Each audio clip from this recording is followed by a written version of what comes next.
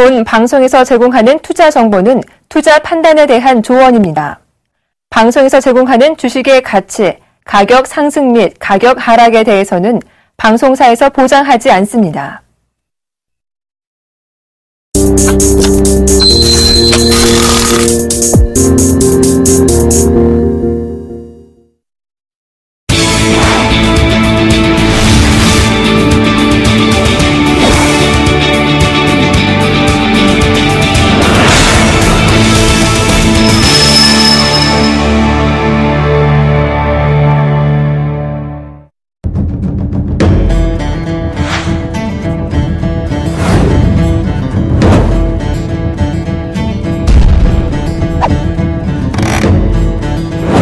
실수하고 실패할 수 있는 주식시장.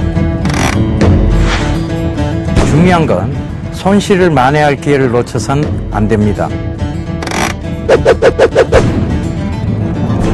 지피지기면 100점 불태. 주식시장은 배워야 이길 수 있습니다. 주식시장에서 살아남는 방법. 예병군의 예각병법에서 밝혀드립니다.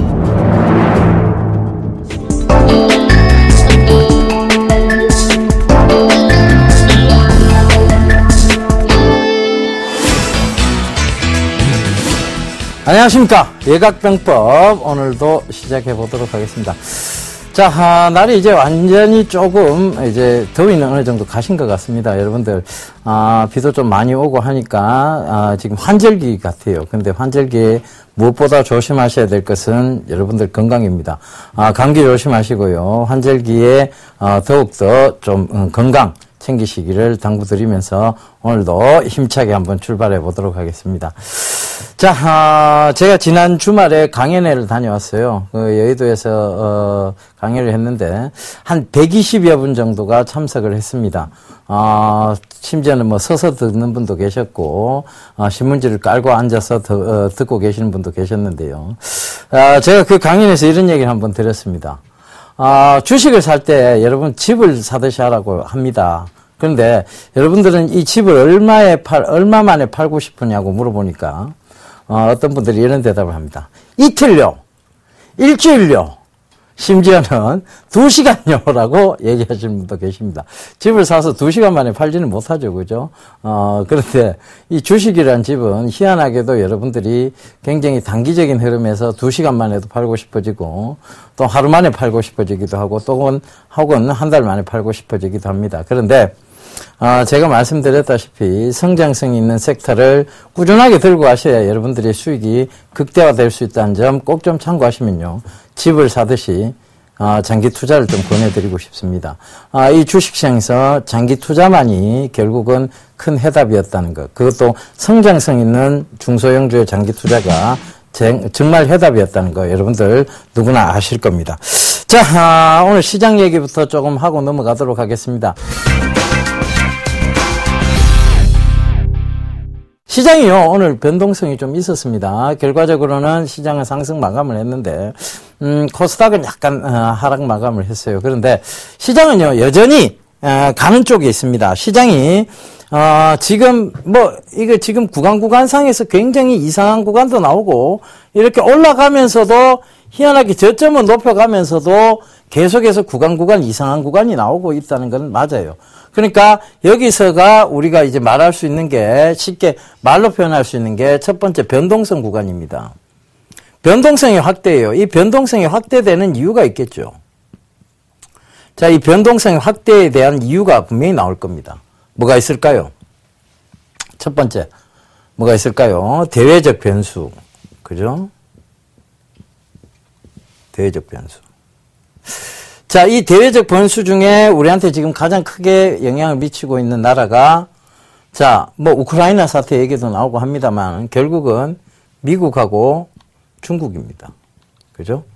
미중입니다. 그러니까, 이 주식시장을 미궁에 빠뜨리고 있는, 그래서 미국, 중국인가 봅니다. 그래서, 미국은 지금, 이제 양적 완화의 축소에 대한 얘기들, 즉, 그러니까, 테이퍼링에 대한 얘기들과 금리 인상에 대한 얘기들이 계속 나오고 있습니다. 그런데 그게 중요한 게 아니고요. 금리 인상이라는 것은 결과적으로는 자, 이걸 보자고요.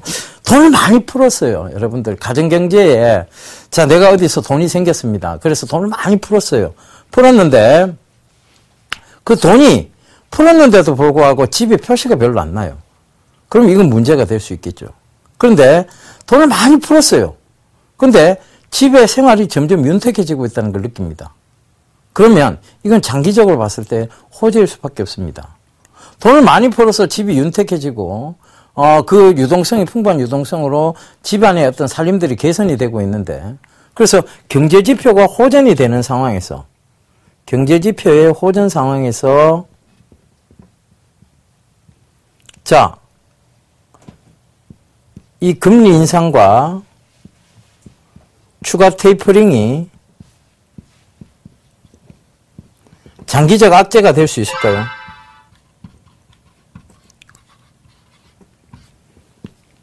악재가 될 수 없죠. 그래서 그 점 참고해 보시면 되겠고 중국 역시 마찬가지입니다. 두 번째 이제 중국적인 부분인데 중국은 시진핑이라는 인물이 실리적 외교로 가고 있습니다. 그런데 이게 악재가 될 수 있을까요? 중국 지표가 조금 안 좋게 나왔어요. 근데 이미 바닥은 확인이 됐습니다. 그렇다면 중국 경기가 둔화될 것이라는 우려는 기우겠죠. 왜냐하면 그들도 유동성, 즉 경기 부양에 대한 확고한 의지를 가지고 있습니다.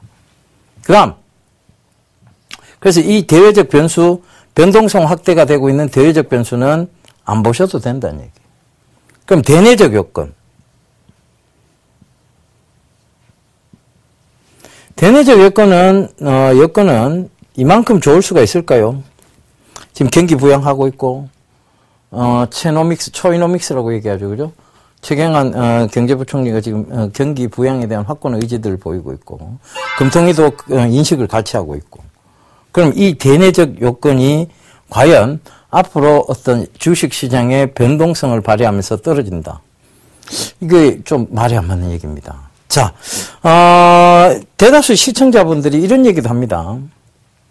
일본의 버블 경기, 이거하고 지금 우리가 비슷하게 가고 있는 거 아니냐, 버블 경제. 자, 여기에 대한 얘기를 한번 해봅시다. 자, 버블 경제. 이 일본의 버블 경제가 왜 생겼습니까? 전후 세대죠, 그죠? 전쟁 후의 세대, 전후 세대가 굉장히 부지런히 살았습니다. 열심히 살았어요. 일본의 경제가 굉장히 좋아졌습니다. 경제가 좋아졌죠. 그러면서 일본은, 여러분들 일본, 여행을 가보셨는지 모르겠습니다. 일본을 제가 거의 매달 한 번 꼴로 갔었는데요. 자, 일본에 가보시면요. 고층 빌딩이 잘 안 보입니다. 고층 빌딩이 없죠, 그죠? 이 고층 빌딩이 없어요. 우리나라처럼 테헤란로 같은 이런 고층 빌딩이 쫙 늘어서 있는 곳이 없습니다. 그래서 야, 이 고층 빌딩이 없으니까 땅의 효용 가치성이 떨어지겠다. 그러니까 땅값이 올라갈 수밖에 없고 집값이 올라갈 수밖에 없겠다는 생각을 했습니다. 제가요, 오사카에 있는 니코 호텔에서 잠을 잤습니다. 30층에서 잤어요. 왜 30층에서 잤을까요? 제일 싸거든요. 방도 크고 제일 쌉니다. 그래서 30층에 잤는데 자면서 내내 불안했습니다. 왜 불안했냐? 진짜 이렇게 자고 있는데요. 흔들흔들거립니다. 바람에 의해서. 내진설계라고 얘기를 하는데 이거를. 그 내진설계 때문에 흔들거리는 거예요. 불안해서 잠을 못 자겠어요. 그래서 30층이 싼 이유를 알았어요. 30층이 싼 이유를 알았는데 그러다 보니까 일본이 버블 경제가 아니라 땅의 효용 가치성이 떨어지다 보니까 부동산 거품이 낀 겁니다. 지금도 부동산 가격은 높습니다. 그런데 이게 버블 경제로 무너졌느냐? 그러니까 일반인들이 부동산을 통해서 대출을 많이 받아서 버블 경제로 해서 무너졌느냐? 아니에요. 일본은 이 일본의 경제를 살린 주가 자동차였습니다. 그죠? 전차였어요. 소니 대표적인 회사 있잖아요. 전자 쪽에. 그 소니가 몰락을 하기 시작했습니다. 뭐 때문에? 그거는 이제 여러 가지 이유가 나오겠죠. 삼성전자의 성장도 나올 수 있고 그 다음에 일본 젊은이들의 어떤, 성장, 이런 것들이 둔화가 된 것은 사실이에요. 일본은 자국민에 대한 애국심이 되게 강합니다. 국가적 보수주의라고 흔히들 얘기하는데 그 부분이 강해요. 그러다 보니까 일본인들은 노력하기, 젊은 세대, 즉 전후 세대가 노력하기보다는 지금 전후 세대에 태어난 베이비들이 사실상 노력을 크게 안 하고도 잘 사는 나라가 돼버린 거예요. 원래 배가 불러지면 게을러지게 돼 있는 게 사람입니다. 그래서 그 전후 세대의 어떤 그런 부분들이 전자 쪽에서의 몰락을 가져왔고, 자동차 대표적인 회사 있잖아요. 도요타. 그죠? 도요타. 뭐 해외 수출은 렉서스로 팔고 있는데 이 렉서스도 몰락이 왔던 거예요. 왜? 대체적으로 반일 제품에 대한 어떤 의식들이 굉장히 강합니다. 그죠? 그래서 그런 부분도 있었고, 자동차 쪽에서 먼저 선진화를 이루지 못했어요. 결국은 에포트, 노력이 부족했다는 얘기예요. 그죠? 그죠? 이 노력이 부족했는데, 그 젊은이들이 왜 그럼 노력을 안 하게 됐느냐? 잘 살아요. 첫 번째, 잘 사니까 노력은 안 했던 거예요. 두 번째, 그들은, 일본을 여행해 보신 분들은 아실 거예요. 영어를 굉장히 못합니다. 그만큼 국제적으로 대비를 못했다는 얘기죠. 예, 잠깐 웃긴 얘기 하나 하고 넘어갈까요? 일본에 가서 제가 이제 그 일본 호텔에서 TV를 틀어놓고 예능 프로그램을 보고 있는데, 얼마나 대학생들이 영어를 못하면요, 이 대학생들을 대상으로 영어 문제를 내는 예능 프로그램이 있었습니다. 틀리면 지하로 확 떨어지면서 벌칙을 받게 되는 그런 예능 게임이었어요. 그래서 사회자가 질문합니다. 이 지방가 에고대 나니? 이런 얘기를 하죠. 이게 무슨 뜻이냐면 1이 영어로 뭐냐 예요. 1이 영어로 뭐냐라고 얘기를 하니까 1의 원의 철자가 어떻게 됩니까? ON이죠. 이 대학생이 올라가서 당당하게 대답을 합니다. 오네? 이러니까 쫙 떨어지죠. 그죠? 그러니까 그만큼 영어를 못해요.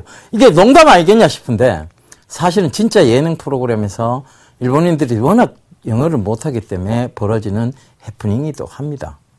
그래서 그 노력들이 없었기 때문에. 근데 대한민국 여러분들 한번 보세요. 지금도 옥동자가 영어를 잘한다느니, 그리고 지금 영어를 위해서 노력하는 사람들이 굉장히 많아요. 그만큼 우리나라 국민들이 글로벌화되어 있다는 겁니다. 그죠? 글로벌화되어 있다는 거예요. 이 노력들이 있었기 때문에 지금의 경제 성장이 있는 거고, 앞으로도 경제 성장을 이어나갈 수 있는 겁니다. 저희 부친이 돌아가시기 전에 세 가지를 당부를 했어요. 앞으로는 기동성의 시대니까 꼭 운전면허증을 따라. 그래서, 그걸 강조를 했고, 앞으로는 세계화 시대이기 때문에 영어만큼 꼭 익혀라. 그래서 영어를 강조를 했고, 그 다음에 앞으로는 정보화 시대이기 때문에 컴퓨터만큼은 꼭 익혀라. 그 세 가지를 딱 강조를 하셨습니다. 근데 지나놓고, 돌아가신 부친의 얘기가 너무 정확했습니다. 그래서 지금도, 그분에 대한 그리움이 늘 있는데요. 이거는 마찬가지인 것 같아요. 앞으로의 시대에, 이게 크게 변하지 않았습니다. 글로벌화 되기 위해서는, 스스로 자국민들이 노력해야 되죠. 영어를 많이 해야 되죠. 그죠? 그 다음에 컴퓨터, 기동성, 모바일 플랫폼 확산, 이런 거 다 생각해 볼 수 있는 그런 내용들이었습니다. 자, 그래서 사담은 여기까지 그만하고요. 그래서 전체적으로 보면 일본의 버블 경제가 무너진 것처럼 우리도 무너지는 거 아니겠느냐에 대한 질문에서 저는 NO라고 대답을 해드리고 싶습니다. NO! NEVER! 절대 그럴 일 없다는 얘기입니다. 그래서 이거 아니에요. 그렇다면 지금의 주가 수준을 무너뜨릴 만한 충분한 합당한 합리적인 이유는 아무것도 없습니다. 그래서 저는 여전히 시장을 상승 가닥 쪽으로 보고 있고, 코스닥 역시 마찬가지예요. 상승 가닥으로 보고 있습니다. 어느 세계 어딜 가도 여러분 코스피는 올라가고 코스닥은 빠진다. 즉 이 얘기는 다우는 올라가는데 나스닥은 빠질 것이라는 얘기하고 똑같습니다. 그런 논리는 세상 어디에도 존재하지 않습니다. 그런 궤변은 듣지 않으신 게 오히려 좋습니다.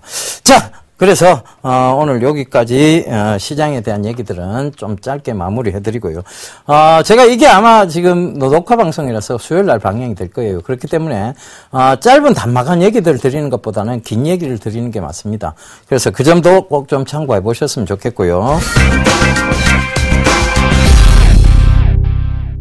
자, 오늘 얘기 드릴 것은 바로 예병군의 예각병법에서의 자, 그 두 번째 시간이죠. 사물인터넷 2라고 보시면 되겠습니다.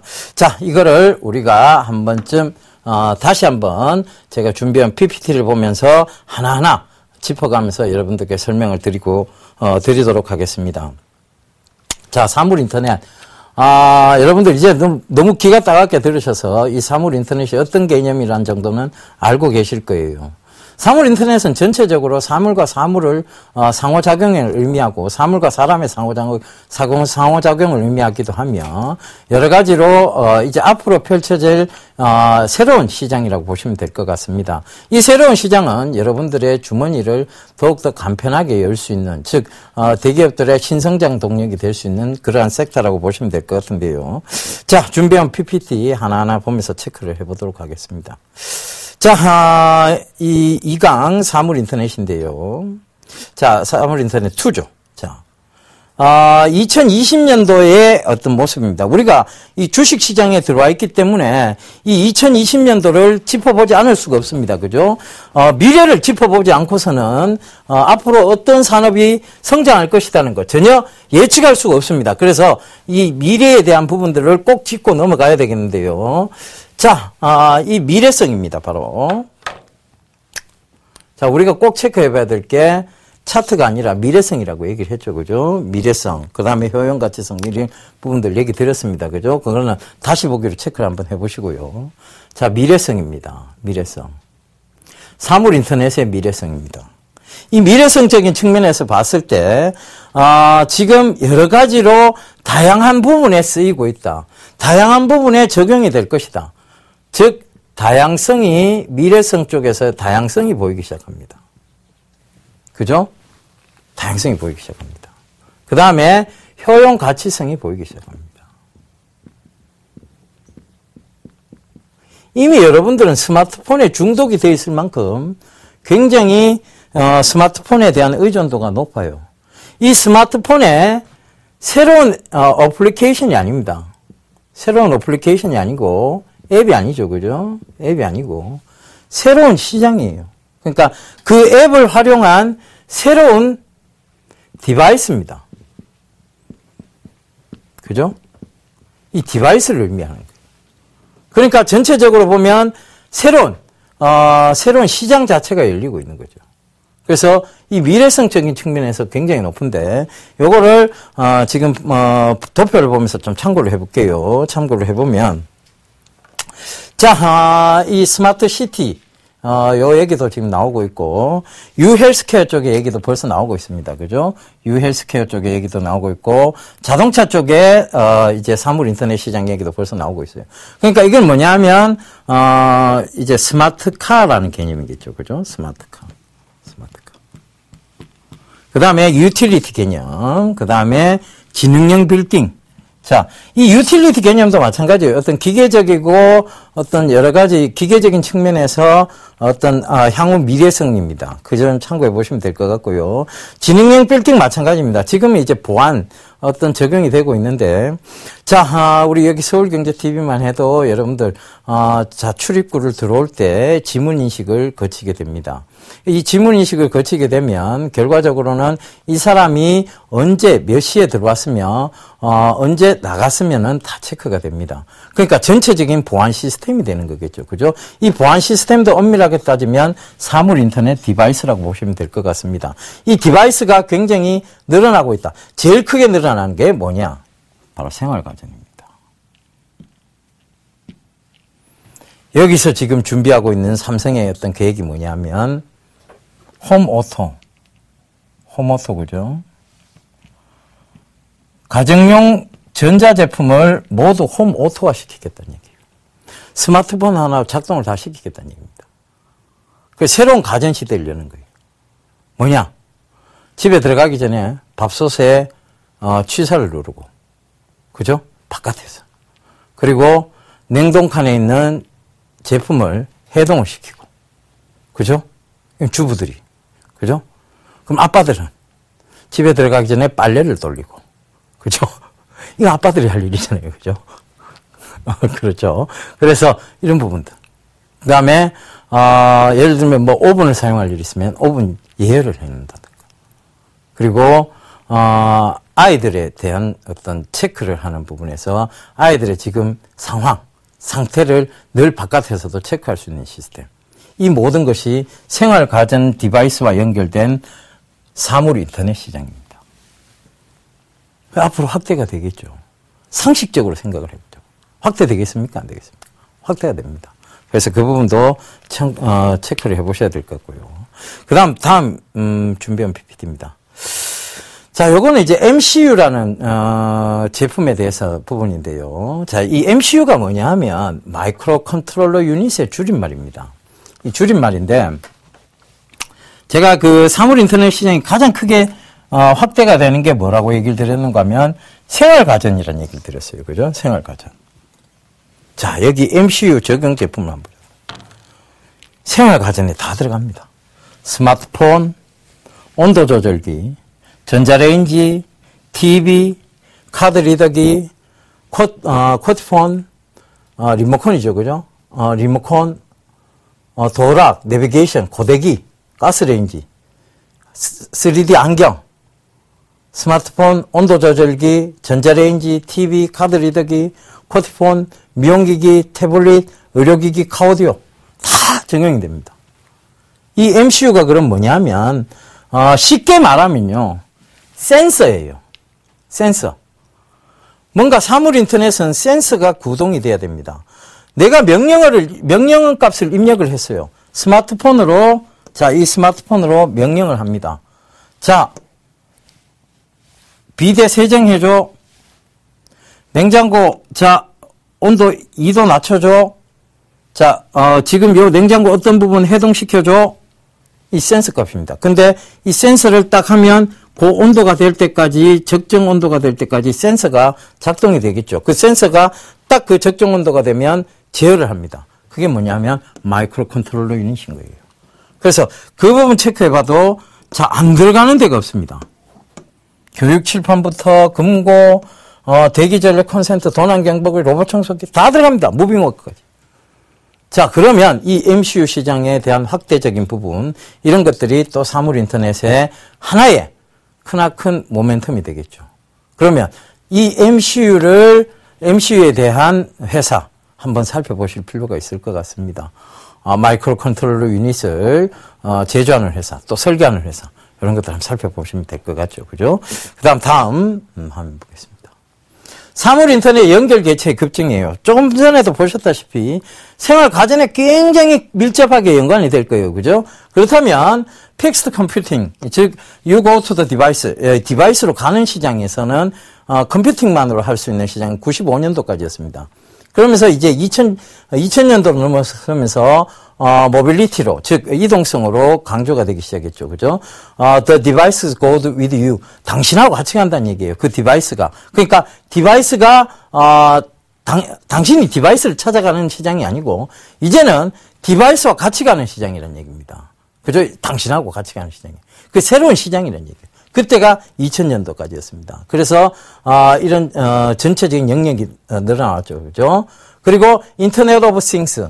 자, 모든 것에 대한 인터넷에 대한 관련된 부분들이 2013년도부터 나오기 시작했어요. 뭐가 확대되면서 스마트폰이 보급이 확산이 되면서 그렇게 된 겁니다. 자, 그러면 자, 이제 2020년도는 더 크게 늘어났죠. 더 크게 늘어났습니다. 그죠? 자, 계속 늘어나고 있는 거 보이시죠? 그죠? 계속 늘어나는 거 보이는데, 인터넷 오브 에브리싱입니다. 결과적으로 뭐냐면, 모든 걸 연계하는 거예요.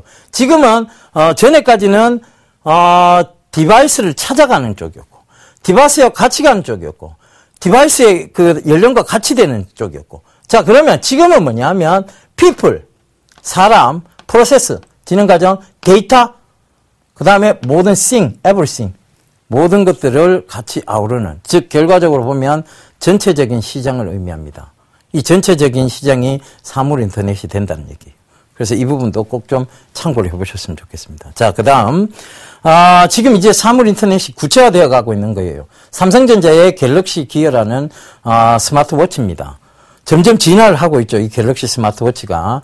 타이젠 운영체제로 가겠다는 얘기를 하는데, 이게 오늘 중국에서는 타이젠 운영체제가 성공하지 못할 것이라는 얘기를 합니다. 근데 그것은 지나봐야 아는 것이고, 지금 타이젠폰 출시를 계속 연기는 했어요. 근데 이 스마트폰 워치하고 가장 연동이 잘 되고 사물 인터넷을 구현할 만한 그런 것이 타이젠 방식이랍니다. 그래서 지금 세계 운영체제 시장에서 명함이 엇갈리는 타이젠이라고 해서 지금 타이젠이 스마트워치에선 1위라는, 즉 효용성이 높다는 거, 그리고 호환성이 높다는 거 참고를 해보시면 좋겠습니다. 자, 이런 시장은 왜 그럼 이루어지느냐? 이런 시장이 왜 이루어지겠습니까? 여러분들의 생활을 편리하게 하기 위해서, 혹은 여러분들의 삶을 질적으로 높이기 위해서, 천만의 말씀요. 대기업이 여러분들의 돈을 뺏어가기 위해서. 그게 더 현명한 답변입니다. 대기업이 여러분들의 지갑을 쉽게 열기 위해서. 이게 더 현명한 답변이죠. 자, 그런 점에서 꼭 좀 참고를 해보셨으면 좋겠습니다. 결국은 여러분들이 이제 대기업의 돈을 뺏기고 있다는 얘기예요. 그죠? 그걸 뺏어가려고 저들은 눈이 이제 벌건 거고. 그런 얘기라고 보시면 될 것 같습니다. 자, 그 다음, 삼성전자의 스마트워치에 대한 얘기, 또 한 번 나옵니다. 이 스마트워치를 여러분들 써보신 적이 있는가 모르겠습니다. 저는 이제 직접적으로 써보지는 않았고요. 스마트워치를 봤는데, 결과적으로는, 들고 다니는 스마트폰보다는 시계에 차고 있는, 웨어러블 디바이스 시장의 확대를 의미하는 것 같아요. 앞으로 이 스마트워치는요, 제가 봤을 때는 새로운 시대를 열어나갈 것 같습니다. 이 스마트워치로, 우리가 어떤 홀로그램 영상을 볼 수 있게 되고, 이 스마트워치로 여러분들의 바이탈을 체크하는 시장이 안 오겠습니까? 그죠? 혈압, 맥박, 그 다음에 혈온, 그죠? 그리고, 거기서 더 발전하게 되면, 당뇨 지수, 이런 것까지도 나오겠죠. 그죠? 결국은 바이탈 체크까지 갈 수 있는, 즉, 유헬스케어와 연동이 될 수 있는 그런, 이 사물 인터넷 시장이 구현이 된다는 그런, 좀 짧은 미래의 얘기를 좀 드리고 있습니다. 그래서 그 부분도 꼭 좀 체크를 해 보시고요. 자, 그 다음, 또 볼게요.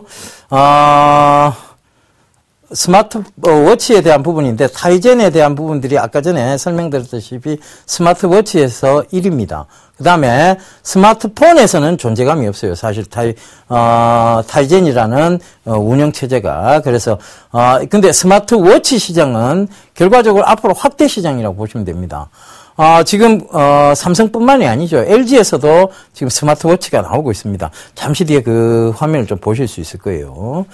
자, 그리고, 삼성전자가 인수한 사물 인터넷 플랫폼 회사입니다. 스마트싱스죠. 바로 미국에 있는 회사인데, 이 회사를 왜 인수했을까요? 삼성전자가. 돈이 남아들었어. 돈이 남아들었어요. 그건 아닌 것 같고, 그죠?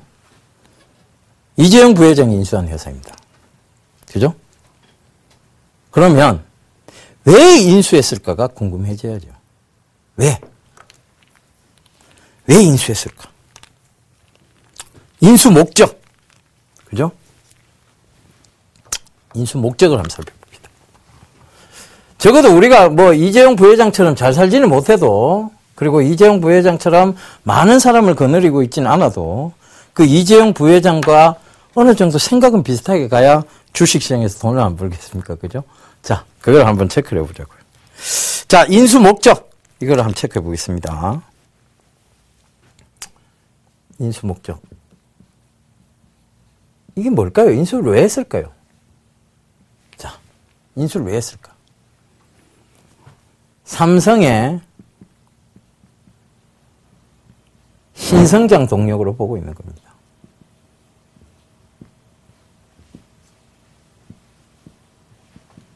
이게 첫 번째예요. 사물 인터넷 시장은 결국은 제가 조금 전에도 말씀드렸다시피 여러분들의 지갑을 열기 위해서입니다. 소비자들의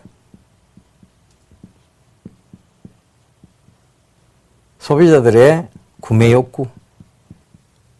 그죠? 사실 여러분, 저는, AMOLED 스마트폰을 사고 싶은 생각은 별로 없습니다. 여러분들도 비슷할 거예요.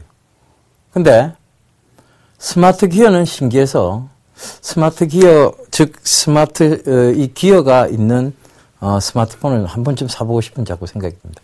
구매 욕구가 일어나고 있죠. 그죠? 이게 바로 뭐냐면, 사물 인터넷의 새로운 구매 욕구예요. 새로운 시장성이. 그죠? 두 번째. 글로벌. 오늘 글로벌 얘기 많이 나온다. 그죠? 글로벌 마케팅에서의 선점입니다.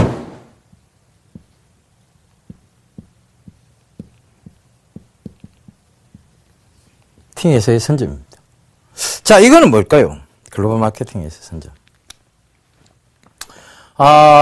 여러분들이 그 마케팅 불변의 법칙이라는 책이 있습니다. 그걸 읽어보셨는지 모르겠는데, 자, 선점 효과라는 것이 있어요. 선점 효과. 삼성이 이 시장을 먼저 선점하게 되면요, 그 선점 효과를 분명히 누리게 되어 있습니다. 지금 웨어러블 디바이스부터 시작해서 이 사물 인터넷의 선점 효과가 향후에는 분명히 나옵니다. 자, 여러분들이 지금 스마트폰을 들고 있어요. 스마트폰은 차에 놔두고 갤럭시 기어라는 시계만 끼고 있습니다.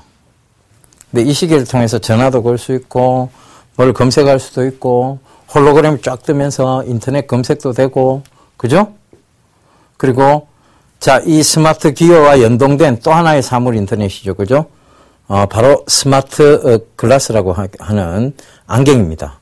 그 안경을 딱 끼게 되면 초대형 화면의 영화를 볼 수 있습니다. 그죠? 가만히 앉았어. 물론 이 안경을 끼고 걸어 다니다가는 사고 나겠죠. 교통사고 나겠죠. 그러니까 그거 말고요. 가만히 앉아서 볼 때 초대형 화면에 대한 눈 바로 앞에서 보니까 초대형 화면이 나오겠죠. 그죠? 3D 안경 비슷한 거를. 그게 이제 스마트 글라스가 나오기 시작할 거예요. 그죠? 그래서 그런 측면에서 보더라도 이 선점 효과를 분명히 노릴 수 있을 겁니다. 그래서 미국 진출의 교두보가 될 거고요. 그죠? 자, 이 스마트 시장, 즉, 이 사물 인터넷 시장에 근간이 뭐라고 했습니까? 통신이라고 얘기했죠. 그죠? 지금 미국이 한참 통신망 재구축에 대한 얘기가 나오고 있습니다.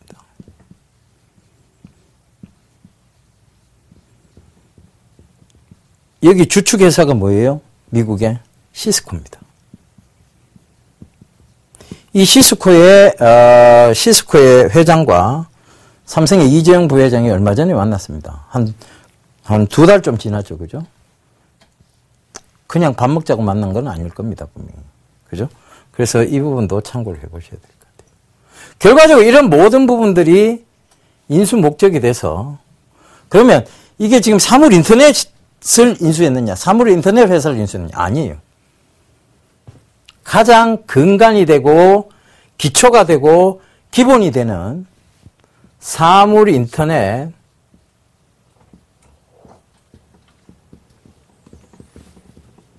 플랫폼 회사입니다. 어느 회사가? 스마트 싱즈라는. 그죠?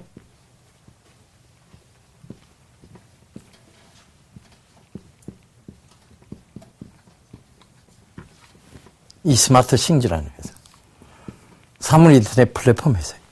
그래서 이 부분도 꼭 좀 참고를 해보셨으면 좋겠습니다. 삼성이요, 그냥 아무 이유 없이 이 회사를 인수하지는 분명히 않았습니다. 그 점도 참고를 해보세요. 그 이유, 인수 목적에 대해서 여러분들이 어느 정도 감을 잡으신다면 앞으로 시장 자체를 어디에 방향을 두고 내가 매수를 해서 큰 수익을 거두겠다는 방향성까지 딱 나오잖아요. 그죠? 나오면 그걸로 된 거지. 자, 이제 나왔죠. 뭡니까? LG전자의 스마트워치입니다. G워치 R이라는 제품이에요. 이제 아직 출시는 안 됐습니다. 근데, 요번 이제 그 전자제품 박람회 때, 이제 선을 보일 예정이라고 합니다. 자, 시계하고 똑같죠. 그런데 이걸 통해서 전화를 걸 수도 있고 이 시계 모양을 하고 있습니다만 그때 당시마다 변환이 되는 그런 전자시계라고 보시면 될 것 같습니다. 그죠? 모양만 아날로그 시계적 모양을 지니고 있다는 거 참고해 보시면 되겠고요. 자, 그래서 전체적으로 보면 야, 이 사물 인터넷 시장이 어마어마하구나. 야, 그래. 예병근 전문가 말대로 이제 사물 인터넷 시장 확 열릴 거야. 근데 난 뭘 사지? 라고 얘기를 했을 때 여러분들께 지난주에 제가 알려드렸던 게 SK 하이닉스였습니다. SK 하이닉스의 한 주간의 흐름을 볼까요? 자, SK 하이닉스의 한 주간 흐름을 차트상으로 통해서 좀 살펴보도록 하겠습니다. 자, 차트를 좀 보겠는데요. 자, 이 SK 하이닉스가 한 주 동안 어떤 흐름을 보였을까요? 시장이 크게 좋지는 않았어요. 그죠? 한 주 동안 크게 좋지 않았음에도 불구하고 SK 하이닉스의 주가의 흐름은 자, 이게 주봉인데 일봉으로 한번 전환해 볼게요. 자, 보세요. 제가 지난주 수요일 날 저녁에 이게 아마 방송이 나갔을 거예요. 그죠? 지난 수요일 날 방송 나가고 목요일 날도 상승했고 금요일 날도 소폭 상승했고 자, 금일까지 지금 또 상승을 하고 있습니다. 이 방송이 또 수요일 날 아마 나갈 것 같은데요. 수요일 날 어디까지 상승한지 한번 보자고요. 결과적으로 이 SK 하이닉스도 모바일 플랫폼 확산과 더불어서 모바일 D램의 성장세, 그것이 사물 인터넷과 직접적 연관이 있다는 얘기도 드렸습니다. 지난주에. 그러니까 충분히 아실 거예요.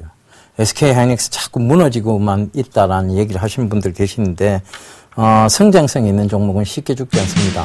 제가 동성제약이 그러했고 그 다음에 TK 케미칼이 그러하듯이 올라오고 있듯이 여러분들 그 점도 꼭 좀 참고를 하셨으면 좋겠습니다. 자, 그래서 지금도 SK 하이닉스가 여러분들께 지난주 쭉 꼽아드린 토픽이었고요. 자, 그러면 이번 주에 대한 토픽에 대해서는 자, 이제 지금부터 좀 설명을 드리도록 할게요. 자, 이 사물 인터넷 이제 알겠다. 예병군 멘토 그렇게 강조를 많이 했으니까. 자, 삼성이 그것도 인수를 했고, 야, 예병군 멘토 말대로 진짜 이재용 부회장이 그 회사를 인수했다면 예병군 멘토가 이재용 부회장하고 비슷한 눈을 가지고 있네까지 접근이 되실 수 있습니다. 그럼 그까지 딱 살펴보고, 그 다음을 살펴봐야지, 그 다음. 그죠? 그 다음 뭐 있을까요? 무슨 회사를 선택할 것이냐? 초이스에 대한 부분입니다. 초이스에 대한 부분. 자, 이 초이스를 어떻게 해야 될까요? 사물 인터넷 회사들이 많이 있죠. 그죠?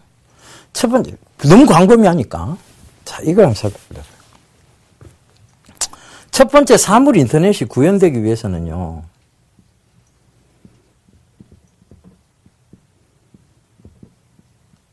뭐가 발달을 해야 되겠습니까? 첫 번째, 스마트 기기입니다. 이 스마트 기기가 똑똑해져야 되겠죠. 그죠? 이 스마트 기기가 훨씬 더 성능이 좋아져야 되겠죠. 그죠?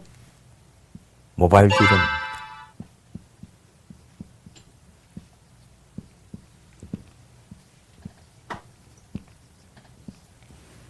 그래서 지난주에 SK 하이닉스를 잡아드린 거예요.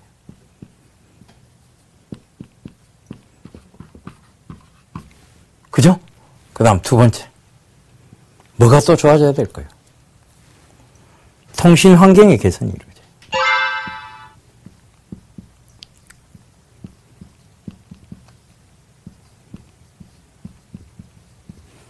자, 인터넷 강국입니다. 우리나라 통신 너무나 빠르대요. FTTH, Fiber to the Home, 그죠? 이런 좋은 통신 환경을 가지고 있습니다. 그런데 사물 인터넷을 구현하기에는 이 통신 환경이 부족합니다. 그래서 지금의 통신 환경은요, IPv4입니다. 여기에 뭘로 바뀌어야 됩니까? 사물 인터넷을 구현하려면 IPv6로 바뀌어야 됩니다. 그러면 거기서는요. 자, 모바일 통신 환경에서는요. LTEA. 그죠? 중국이 이 LTEA를 지금 구현하려고 하는 거예요. 앞으로 사물 인터넷 시장까지 염두에 두고. 그죠? 그래서 그러면 IPv4에서 IPv6로 바뀌는 최대 수혜주가 뭐 있겠느냐? 통신 환경의 개선에 대해서. 직접적인 수혜주. 뭐 있겠느냐?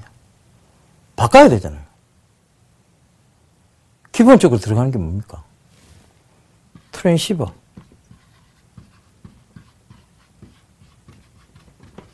이게 광 트랜시버가 아니고 스마트 트랜시버예요. 그래서 뭐냐? OE 솔루션이 나오네.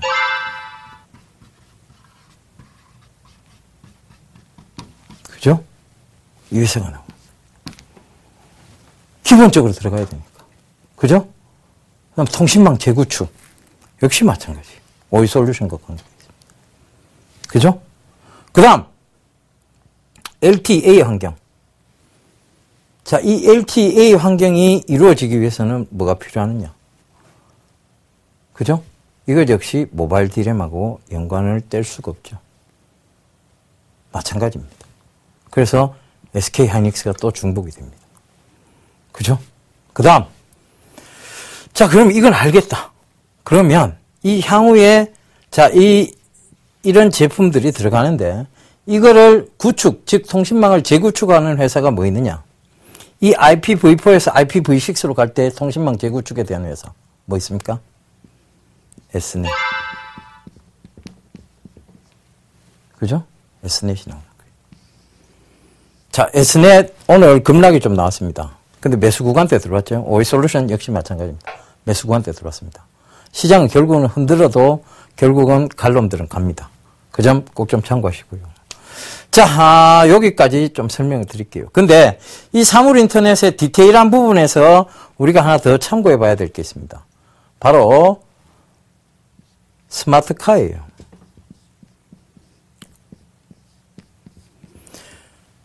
자, 일본이 제가 뭐 때문에 경제 성장을 크게 이루었다고 했습니까? 조금 전에 얘기 드렸는데 기억 안 나세요? 전자. 자, 펜 잠깐 바꾸고요. 전자, 소니, 전자제품. 그죠? 자동차, 도요타. 그죠? 결국은 전차예요. 그죠? 전차인데, 이 전차에서 우리가 봐야 될 게 앞으로 향후 시스템이 뭐냐면 스마트카예요. 이 스마트카가 이루어지기 위해서는 차량용 소프트웨어 시장이 꼭 필요합니다. 인베디드 소프트웨어. 그죠?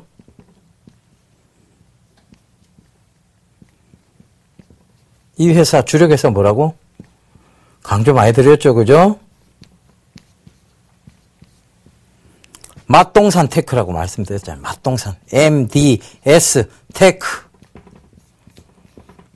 이거 지금 18,000원대부터, 17,000원대부터 계속 강조 들어갔고, 지금 24,000원 밑으로 빠지지 않고 있습니다. 그죠? 이게 어디까지 가는지, 그거는 제가 전략적으로 설명을 또 드리도록 할게요. 그래서 이 스마트카 시장. 또 하나. 이 스마트카가 되기 위해서, 즉, 이러한 전자장치와 그 다음에 앞으로 향후, 바이오 연료에서, 바이오 연료가 있죠. 그죠? 이제 화학 연료에서 바이오 연료로 넘어오기까지 꼭 필요한 게 뭐냐 하면 차량 경량화죠. 그죠? 이것도 어차피 생각을 해 보셔야 되는 부분입니다. 이건 사물 인터넷하고 좀 연관은 없습니다만 요거 꼭 생각을 하셔야 돼요. 차량 경량화.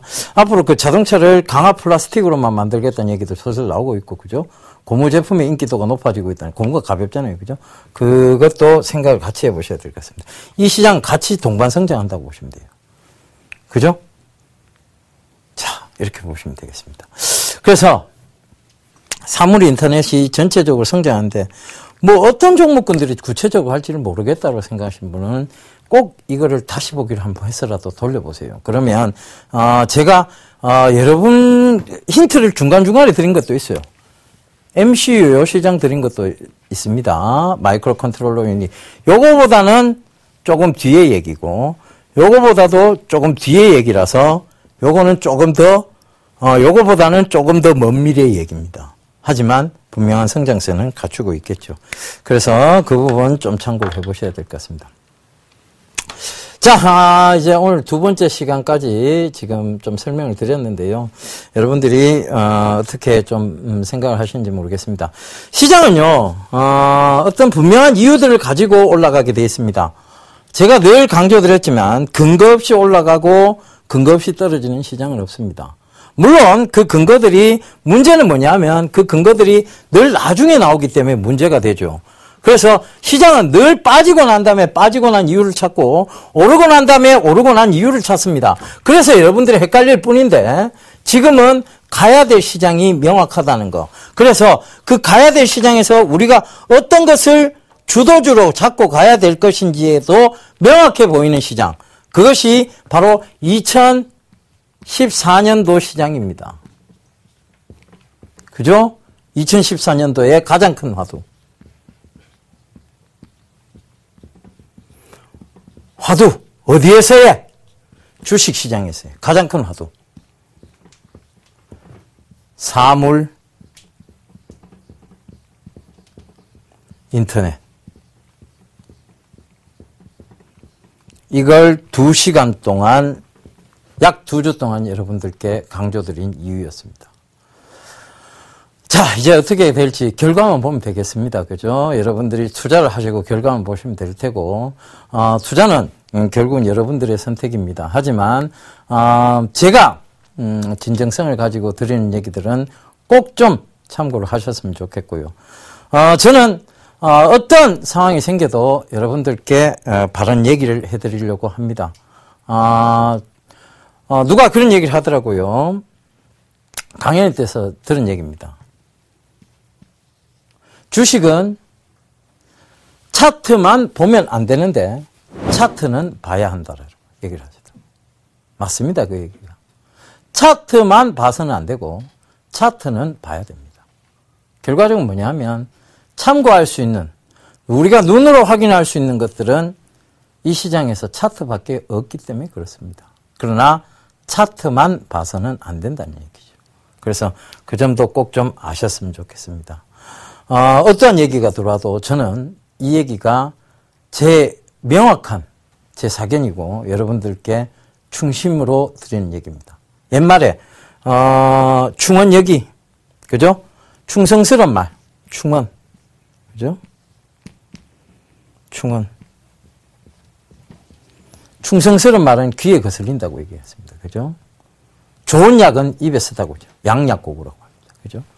그 충언이라는 거 꼭 좀 참고해 주셨으면 좋겠습니다. 자, 오늘도 너무 진지하게 강의를 제가 했나요? 여러분들, 강의 내용은 조금 진지했습니다만은, 결과적으로 여러분들이 충분히 수익을 거두고 미래를 볼 수 있는 시장이었다는 거 꼭 좀 참고하시고요. 저는 다음 주에, 다른 이제, 핫 트렌드를 가지고 여러분들을 찾아뵙도록 하겠습니다. 다음 주에 다시 뵐 것을 약속드리면서 이만 물러가겠습니다. 감사합니다. 여행군이었습니다.